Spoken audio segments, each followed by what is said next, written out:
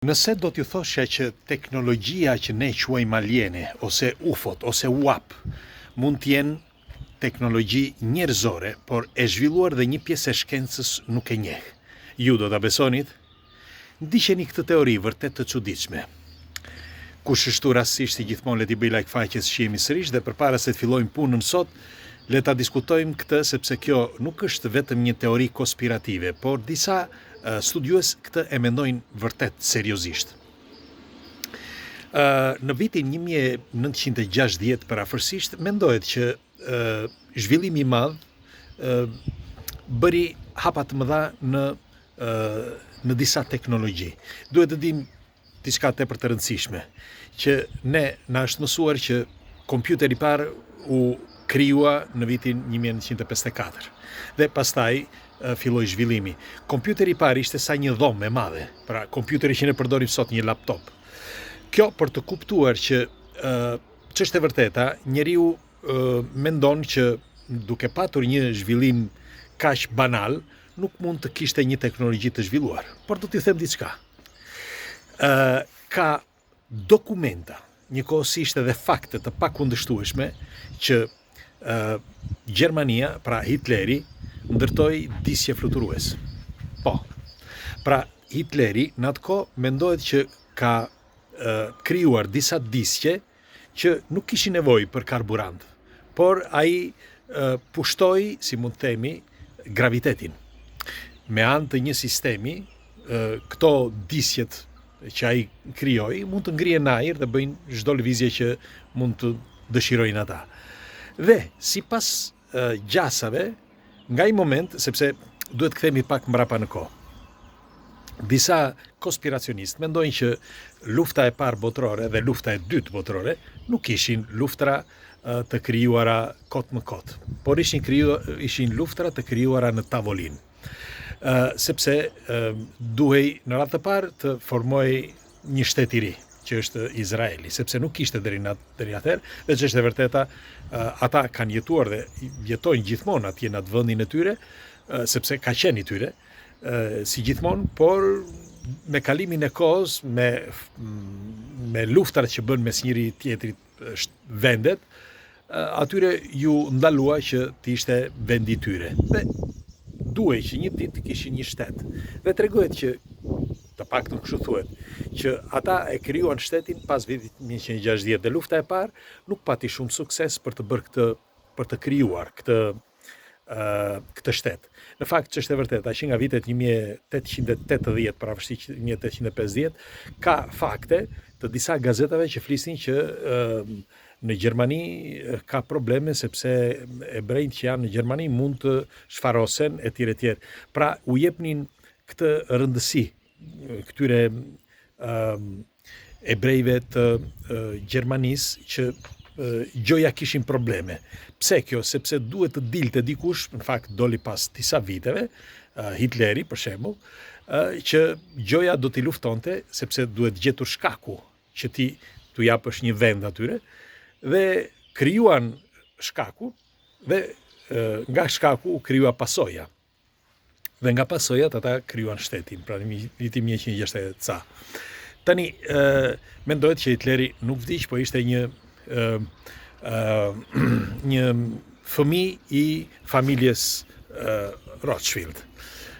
Dhe ishte i financuar nga një grup pasanikësh, pikërisht të Rothschildit, që të bënin që të bënte atë që bënte, pra të bënte një reprezalje dhe që të mund të jepnin vendin e duhur dhe të krijonin shtetin në Izrael. Dhe ashtu ndodhi, në fakt e krijuan.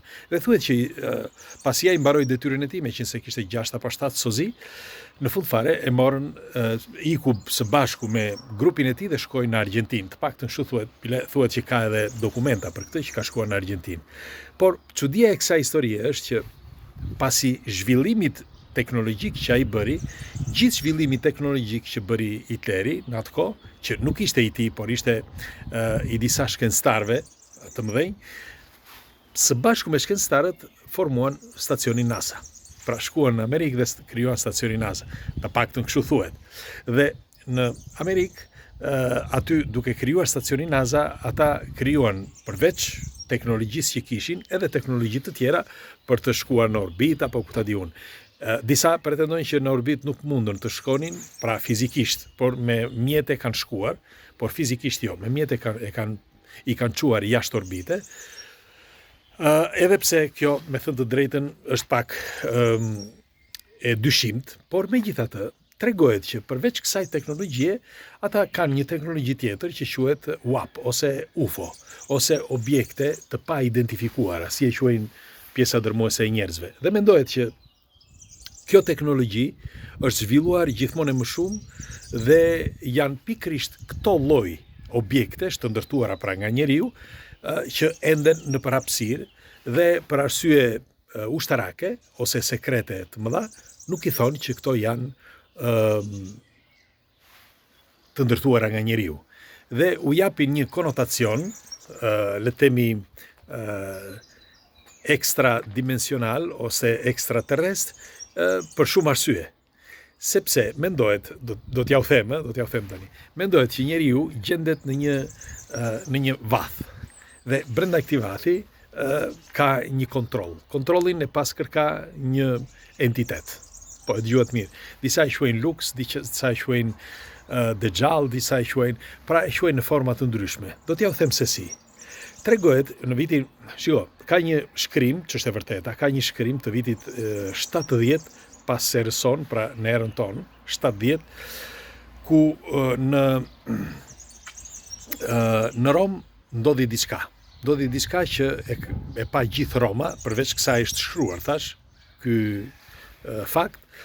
Në vitin 70, gjithë mbretërit e Romës ikën, pak në kështu thuhet, ose zotat, si i thoshin atëherë.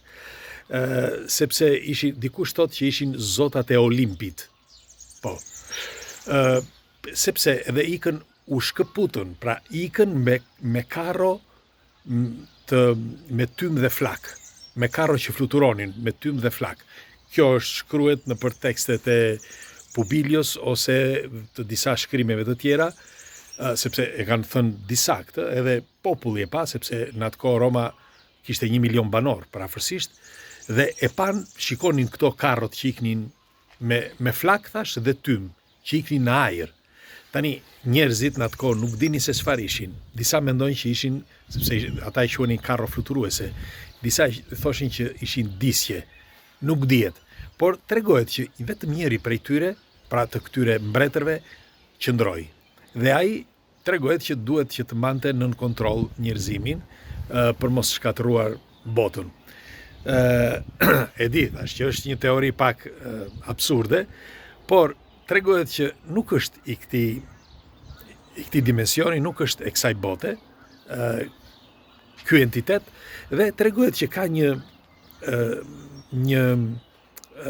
zgjuarsi dhe një teknologji të panjohur nga njeriu dhe që herë përdor njerëz, përdor teknologji, përdor çdo gjë, me fjalë për të mbajtur nën kontroll të çdo gjë.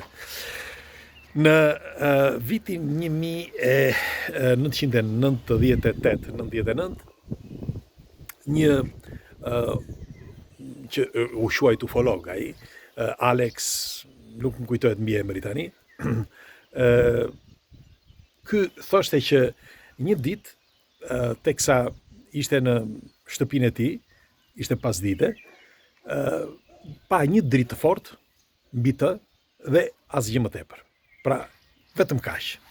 Dhe në një moment pasi u mori veten që u zgjua, u gjend në një disk fluturues. Një disk fluturues që thoshte që rrotullohej disku, pa ai qëndronte gjithmonë në një vend me një pikë shikimi. Sikur të rrotullohej një pjesë e saj, por ajo baza qëndronte fiks. Dhe vetëm rrotullohej, por s'kishte si mund të quhet zhurmë. Nuk ishte zhurmë, por vetëm shikonte. Dhe jashtë kësaj ishte komplet gjithë rreth, siç tregon ai, ishte xham, ose të paktën kristal, ose diçka që mund të shikoje jashtë, por nga jashtë nuk mund të shikoje brenda. Dhe këtu po flasim tash në vitin 1998. Dhe sipas tij, këto entitete, sipas tij, e quan diku në disa vende për të parë disa cepa të tokës, si ishte e formuar toka, e quan në disa planete që janë përreth, dhe e quan edhe në Mars. Bile kur shkoj në hën, gjithë kjo brenda një dite, dhe kur shkoj në hën, i thanë që nga këtu ne kontrollojmë çdo gjë. Tani e di që një pjesë për jush do thonë këto janë fantazi, ose më mirë, kush janë këta entitete, sepse në qoftë se ka entitete të tilla, këto entitete, përveç se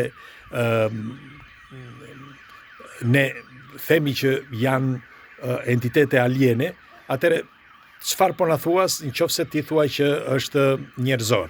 Do t'ja u them. Me fjalë është diçka që kontrollon njeriu. Sepse qenja ose entiteti që gjendet në këtë planet tregohet që ka bërë disa eksperimente mes njerëzve, është një teori që mund të merret si bazë kjo, tregohet që ka bërë disa si mund të quhen teste dhe disa prova të njerëzve, njerëz me fjalë kjo që nga vitet e luftës së dytë botërore, ka bërë disa teste për të nxjerrë njeriu e super të sofistikuar.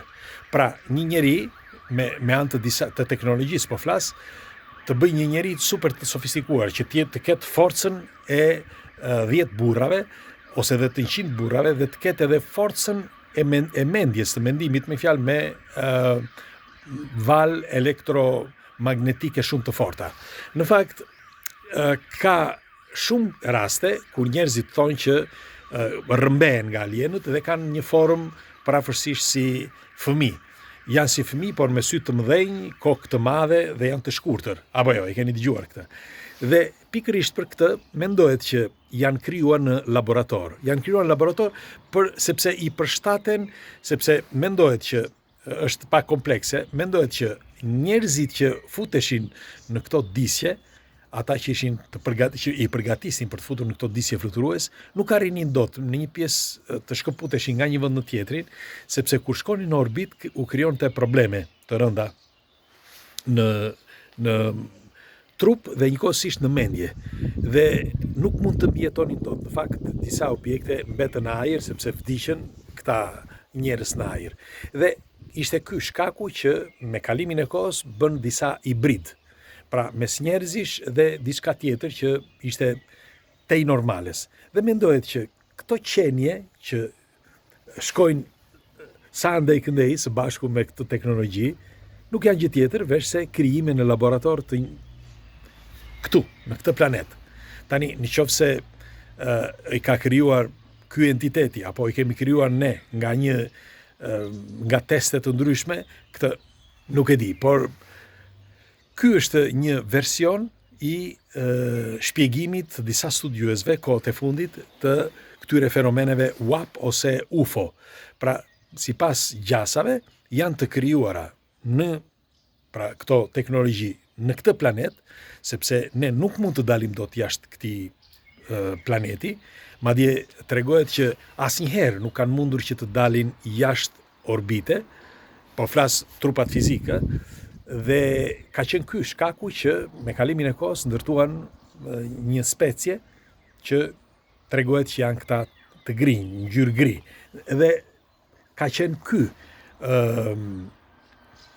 fakti që kanë krijuar edhe një nga heronjt njerëzor që është Hulku, që se keni dëgjuar Hulk, filmi Hulk, që sipas gjasave nga testet që janë bërë, krijoi njeriu jeshil. Dhe e njëjta gjë tregohet për këto speciet. Pra, mendohet që këto speciet ekzistojnë, janë thjesht njerëz por të modifikuar, por tashmë normal, tashmë nuk janë njerëz, por janë specie modifikuar për të përballur këtyre lëvizjeve që bëhen nga këto objekte. Ky është në sintez mendimi i disa studiuesve që ç'është e vërteta ka disa gjëra që përputhen. Megjithatë unë do dëshiroj një komentin tuaj. Ju çfarë mendimi keni për këtë? Mund të jetë e vërtet? Mundet që ne këtu të gjendemi në një burg që nuk lëvizim në asnjë vend dhe të na kontrollojë një entitet si punë një vathe, Mundet të jetë kështu? Ju si thoni? Dhe ka krijuar ndoshta disa forma të ndryshme për kontrollin global, sepse duhet që njeriu të mendojë që gjëja ka diçka atje jashtë. Si thoni ju? Pres komentet tuaja për të gjitha këto që ju thash, sepse jam kurioz të di mendimin tuaj. Hajde, ditën e mirë dhe kalofshi bukur.